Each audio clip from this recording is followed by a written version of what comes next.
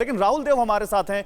Rahul sir, चुनावों के बीच है बजट और चुनावों की छाया इस बजट पर होगी, ये तमाम कयास लग रहे हैं। खासकर किसानों से जुड़े हुए ऐलान हो सकते हैं या इसके अलावा कुछ पॉपुलिस्ट ऐलान या लोक लुभावन घोषणाएं ना हो तो पहले से जो योजनाएं चल रही हैं उनका दायरा बढ़ा दिया जाए। आपको लगता है चुनावों की छाप इस बजट पर दिखेगी, खासकर क्योंकि पंजाब और उत्तर प्रदेश दो राज्य हैं जहां किसान आंदोलन का असर दिख सकता है? न केवल ये इस बार चुनाव जो 5 राज्यों के हैं उनका ध्यान रखना होगा सरकार को, गौरव, लेकिन ये हमें ध्यान रखना चाहिए कि अगले साल भी चुनाव हैं कई राज्यों के और उसके बाद 2 साल बाद लोकसभा के चुनाव होने वाले हैं।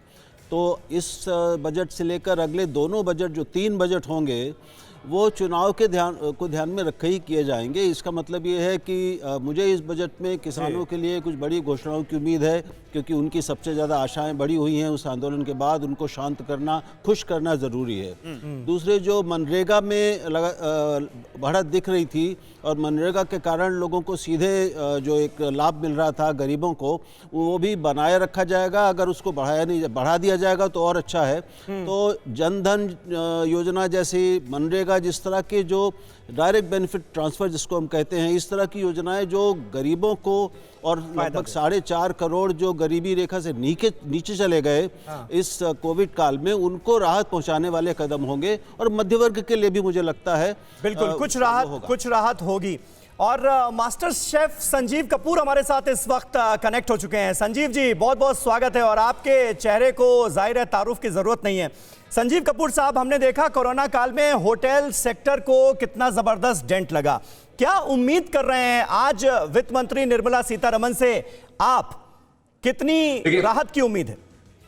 बहुत ज्यादा उम्मीद है, क्योंकि क्या होता है कि पूरे 2-2.5 साल अब हो रहे हैं, बहुत बिजनेस, सबकी हालत खराब है रेस्टोरेंट इंडस्ट्री के अंदर। काफी लोगों की नौकरियां गई हैं और ऐसे में मतलब हर स्टेट में कभी रेस्टोरेंट बंद हो जाते हैं, कभी खुलते हैं, कभी बैन लगते हैं। ऐसे लगता है कि रेस्टोरेंट का काम जो है वो कोई ईवल काम है, पाप कर रहे हैं अगर रेस्टोरेंट का काम कर रहे हैं। तो मुझे ऐसा लगता है कि अभी भी देर नहीं हुई है। अभी जैसे हम डायरेक्ट ट्रांसफर की अभी तक बात कर रहे थे, ऐसा कुछ रेस्टोरेंट इंडस्ट्री के स्टाफ के लिए, जो लोअर तबके का स्टाफ है, जिस तरह से हम मनरेगा की बात करते हैं तो डायरेक्ट रूरल डेवलपमेंट की बात है, इस तरह से स्किल्ड जो लोग हैं इसको रिकॉग्नाइज करके, रेस्टोरेंट इंडस्ट्री को रिकॉग्नाइज करके कोई डायरेक्ट जो बेनिफिट है वो दें, ताकि जैसे खाने में मीठे का जो काम है वो बाद में ही होता है। कोई बात नहीं, देर कभी नहीं हुई है, अभी भी समय है, अभी भी कुछ मीठा कराया जा सकता है। और मुझे उम्मीद है, चलिए देखते हैं इस बार क्या डेजर्ट में कुछ मिलता है या पूरा का पूरा मेन कोर्स मिलता है निर्मला सीतारमण की तरफ से। लोगों को ये तो देखना पड़ेगा। लेकिन अंशुमन जी कुछ कहना चाह रहे हैं। अंशुमन जी, एक सवाल मैं ले लेता हूं। जो बजट का जो सत्र का जो पहला हिस्सा है, उसका जो बिजनेस लिस्ट है, उसमें क्रिप्टो करेंसी को लेकर कोई अलग से बिल लाने की बात नहीं है। क्या आपको लगता है कि बजट में वित्त मंत्री जब बोलेंगी तो उस पर कुछ बोल सकती हैं या उस पर कोई गाइडलाइन आ सकती है?